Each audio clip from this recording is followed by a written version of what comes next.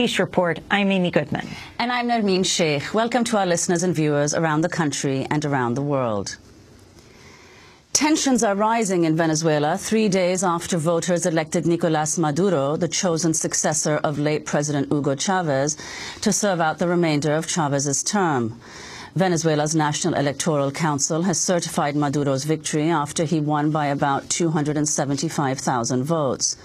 Maduro received 51% of the vote, while opposition leader Enrique Capriles got 49%. On Tuesday, President-elect Maduro accused the opposition of planning a coup against him after 7 government supporters were killed and 60 people were injured in clashes after the election. It's an orchestrated plan that we have denounced. This is the chronology of an announced coup. I can announce here, we have defeated a coup, but they are going to continue to destabilize. Today, I declare the coup defeated. Venezuela's President-elect Maduro also accused the United States of backing efforts by the opposition to destabilize Venezuela. On Tuesday, the U.S. State Department said it'll not recognize the new government unless a full vote-by-vote recount is held, as demanded by Capriles. State Department spokesperson Patrick Ventrell responded to questions from the Associated Press's Matthew Lee. Do you still think that they should recount the votes? I mean, that's been our position. No. That hasn't happened. After the vote has been certified, after the election has been certified, you still think that there should be a recount? Well, under the Venezuelan Constitution, it's ultimately up to the CNE to certify the election results, which they've done. Is the U.S. position that there still should be a recount? Well, our position is that... For the Venezuelan people our position is that... Confidence? Let me finish, Matt. Our position is that resolving these irregularities would have engendered more confidence in the Venezuelan people in the quality of this vote. And so that is the concern we've expressed. But in terms of where we go forward, I just don't have anything more for you today. Okay. So are you prepared to congratulate Mr. Maduro on his victory? We're not there. The Venezuelan opposition says it has collected more than 3,200 reports of problems and campaign violations that could have swayed the vote. But the Union of South American Nations said Sunday's election was free and fair. Several Latin American nations have already congratulated Maduro on his victory, including Argentina, Bolivia, Brazil, Cuba, and Nicaragua. Russia and China have also congratulated him. Supporters of opposition leader Enrique Capriles had planned to hold large protests today, but Capriles called them off, claiming the government wants violence on the streets. Our path is a democratic one. I've taken a decision that tomorrow we are not going to mobilize ourselves, and I call upon all of my supporters to pick themselves up. Tomorrow, nobody goes out. Whoever goes out to march is on the side of violence and is doing the bidding of the government. The government wants there to be deaths in this country. The government does things itself because it is not a secret to anyone that the person who is fronting the government is not a leader. To talk more about the situation in Venezuela, we're joined by Democracy Now! Video stream by Alex Main in Caracas. Alex is Senior Associate for International Policy at the Center for Economic and Policy Research, served as an election monitor in Venezuela. Welcome to Democracy Now!, Alex Main. Talk about what has happened so far in these post-election days with the number of people killed and the U.S. position on the election.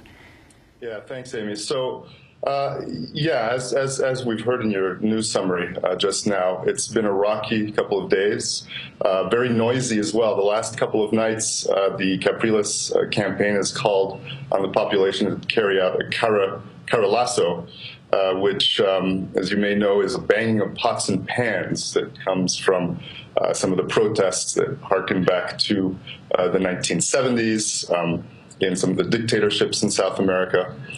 So they've been trying to revive this form of protest here in Venezuela, and they've been doing this really for the last 12 years. But the last time we had serious cacerolazos here was in the 2002 to 2004 period, where there were constant street demonstrations, there were constant rumors of a coup. There was, of course, a coup in 2002 and so on. And so there's been a real atmosphere of tension here. And I think a lot of the country breathed a huge sigh of relief when Capriles called off the march on the CNE tomorrow. Many people saw it as something very similar to the call for a march that occurred back in April 2002, on April 11th, a march that, of course, turned violent and created a pretext for a military coup. Alex Main, how have people in Venezuela responded to the U.S. support for the opposition's call for a recount?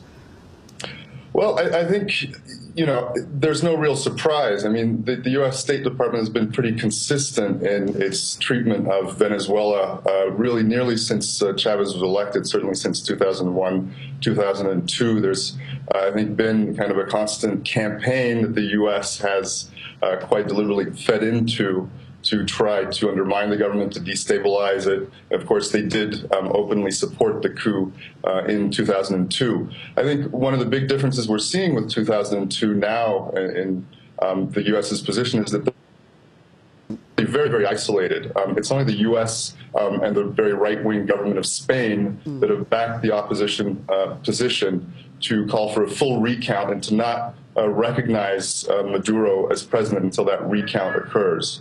We're not seeing that anywhere else in the world at this point. Alex, I just want to ask, I mean, this interaction between Matthew Lee of AP and Mr. Ventrell of the State Department was quite astounding.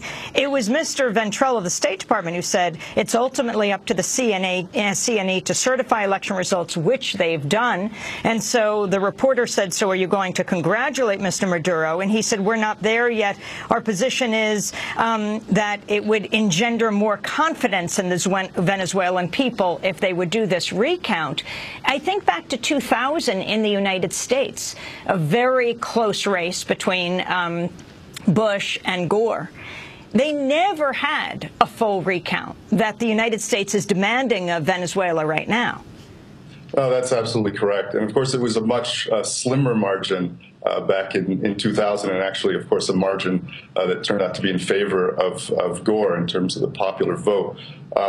It's even more absurd in this country that you have really one of the most heavily audited electoral systems in the world. I think this has been recognized by international observers, certainly former President Jimmy Carter, the best system in the world. And the terms of this electoral process were agreed to beforehand by the Venezuelan opposition. You have an extraordinary audit of 54% of the ballot boxes. Each electronic voting machine here produces a paper receipt. These paper receipts go into sealed ballot boxes at the end of the voting day. 54% of these ballot boxes are audited in a random sample. This is way beyond what's necessary from a statistical point of view. You really only need 2 to 3%. But this is a concession that was made to the opposition. But now they're calling for a full recount. And so, you know, they're constantly trying to push things a little bit further in their attempt to sort of delegitimize the process here.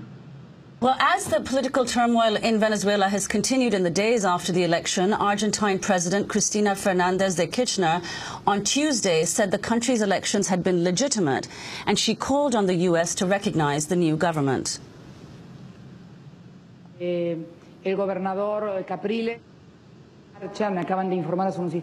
Fortunately, Governor Capriles suspended a march he had prepared for tomorrow. This seems to me a sensible and patriotic act, and we thank him here from Argentina. Se lo agradecemos desde aquí de la Argentina, pero me atrevo con mucha humildad. And I dare ask, with much humility, the government of the United States to recognize the Venezuelan government after transparent and fair elections. Bolivian President Evo Morales also accused the U.S. of interfering in Venezuelan affairs after the White House said it backed an audit of Venezuela's tight election results. This is an open interference from the United States towards Venezuelan democracy. We condemn, reject, and repudiate this open meddling, which looks to create unrest leading to further interference with a coup d'etat. We won't allow that. The people will rise up. I feel sorry for their president, President Barack Obama. And Venezuela's chief prosecutor, Luis Ortega, outlined some of the violence seen in the country since the election. 7 Venezuelans have been killed. Among them was a police worker with the Táchira state police, and so far we have confirmed 61 injured people. And I ask that you hear this, that among the injured there was one person that they burned alive. They intended to kill her by burning her. They set her ablaze. Take note of the level of violent aggression that this particular group of people have at this moment. Well, as chief prosecutor, Alex Main, can you talk about where the country goes from here? We also mustn't forget that it was the U.S. that endorsed the coup in 2002. What was that, 11 years ago, that threw out Hugo Chavez for a few days before he made it back in, unlike other leaders like President Aristide in Haiti, who didn't make it back to the country, or Zelaya in Honduras. But what happens now? That just shows the significance of U.S.'s position in these countries. Well, I mean, it is absolutely critical, this point about the U.S.'s position on the internal affairs of Venezuela, because what the U.S. is doing is really essentially emboldening the opposition. Having this sort of support to them really means the world. And I think until the U.S. sort of backs off and, follows the rest of the world really in recognizing the results of these elections, the opposition is going to continue with its current tactics. So, yeah, certainly on Monday night, there were scenes of chaos. What was particularly ironic, given that the Capriles campaign has said that it is all about defending Venezuela's social programs under Chavez, is that there were many of the government health clinics that were attacked. Also, many of the subsidized food stores that were attacked by opposition supporters. And along with those, also PSUV headquarters, various government officials' residences were attacked. So we're really seeing scenes reminiscent of, again, the time between 2002 and 2004. In 2004, you had what was called the Guarimba, supposedly peaceful protests, and Capriles keeps insisting that he's been calling on peaceful protests when he tells people to take to the streets. In fact, that was the case also back in 2004, and those peaceful protests grew very violent. They really paralyzed most of Caracas for a few days and led to a few deaths as well. Capriles is perfectly aware that there are violent elements within the opposition, and that when he tells everyone to take to the streets to, quote unquote, defend their votes, this is the likely outcome. So really, I think the U.S. is being quite irresponsible. They're promoting civil conflict in the country. Fortunately, the opposition seems to be backing down at the moment. Last night was much calmer, but until the State Department has a clear position on the situation, we're likely to see this continue. Alex May, we want to thank you for being with us, Senior Associate for International Policy at the Center for Economic and Policy Research, served as an election monitor in Venezuela. He is speaking to us from Caracas. Thanks so much for watching this report from Democracy Now!, your daily independent global news hour. We don't accept advertising or corporate funding, but rather rely on donations from viewers like you. Please make your contribution by visiting democracynow.org. We need your support today to keep bringing you this hard-hitting, in-depth reporting.